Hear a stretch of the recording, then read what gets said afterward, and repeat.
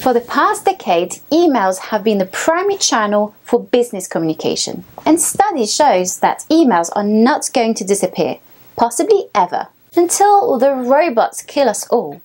Jokes apart, professional email communication is necessary for most of us, but it's not a skill that we are taught. Most people develop the skill on the job simply with time, experience, and a good dose of frustration. In this video, I'll teach you how to write the perfect business email without too much fuss.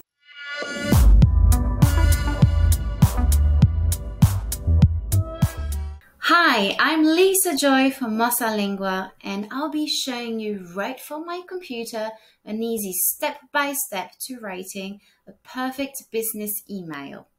So let's dive into it. Here we have an example of a business email, and it shows us the formats these types of emails should have. First, we have the subject, then the email, which would start with a greeting. Next comes the body of the email.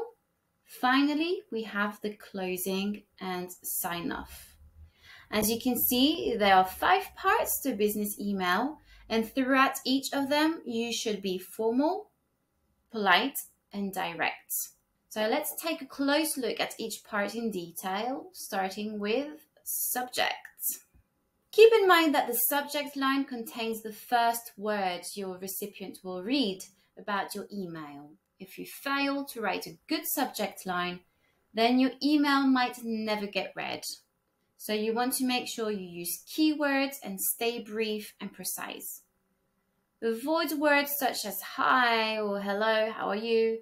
And never ever leave an email with a blank subject line.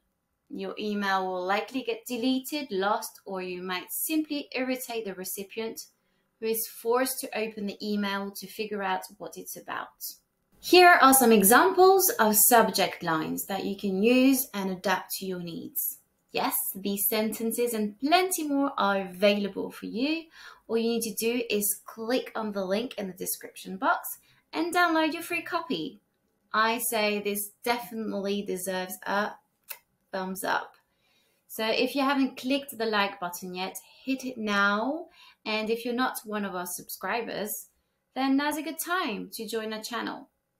But stay with me until the end of the video to make sure you learn how to use these sentences. So back to the topic at hand. As for the letter case, as you may have noticed, you can use sentence case with the regular capitalization rules. Title case, that's when every major word is capitalized. Lowercase, without any capital letters, or uppercase. Up to you.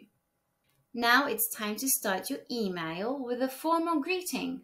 Dear Sir, Madam. Starting with Dear Sir, Madam might sound a little old-fashioned, but it's still recommended to use. If you know the first name or the last name of the person you're addressing the email to, then use it. Otherwise, here are some alternatives. You can also use hi and hello alongside the person's name. And if they have one, a professional title. Greetings done, let's move on to the body of the email. You want to start this part with an opening sentence. I hope this email finds you well. I hope you're having a great day, a great week. The body is the main part of your message where you either make a request or ask for information, offer help. You might need to reschedule a meeting or complain about a service or a product. Of course, the text of the body of your email will vary depending on your specific needs. But these are the most common business topics, and in the document you will find sentences for each topic that you can copy and easily adapt. Throughout the body of your email, you want to highlight important information. So keep your message clear and concise. Keep your sentences short and to the point. You might want to use paragraphs to give your message a clean look. You can also use bullet points, for example, if you're asking for several pieces of information at once.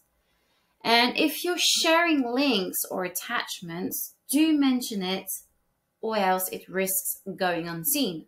and specify the file's name and its objectives.